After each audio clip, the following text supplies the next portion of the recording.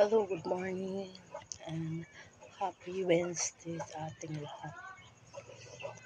Ngayon po, isi-share ko lang kasi po, I'm not feeling well, hindi sa yung ilalagnat ako. So, yung sikmura ko parang hindi ako natutunawan. But suddenly, wala pa akong kinain kagabi, kundi yung kamuti lang na pinost ko. Yun, nakita nyo yun kahapon. Yun lang po. So, ngayon, tinatry kong ngayong umaga, tinatry kong mag-inom ng Yakult. If ever ba may marirelieve ba yung nararamdaman ko. At saka itong tsa. Itong tsa na to. So far, pinapawisan ako. Sana mawala yung dito sa sikmura ko. At saka itong biscuit na to. Kumain din ako ng kanin, kunti lang. Kasi gusto ko makampante kung saan ako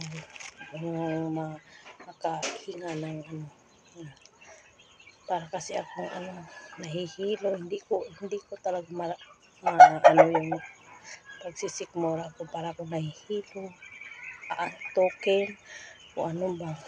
So yun na nga to, kumain ako ito saka ito saka ang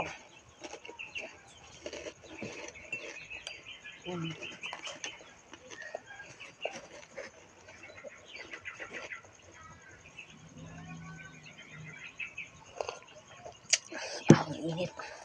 Ito siya guys, parang may menthol siya. Galing ito sa sa dala ng kapatid ko yung sa mga barko, mga Ito parang ito yata ang iniinom nila. So nakampante ako kasi ang amoy niya is menthol. So yun na nga, pinagpapawisan ako. Thanks yan. Yun lang po. Thank you for watching. Bye-bye.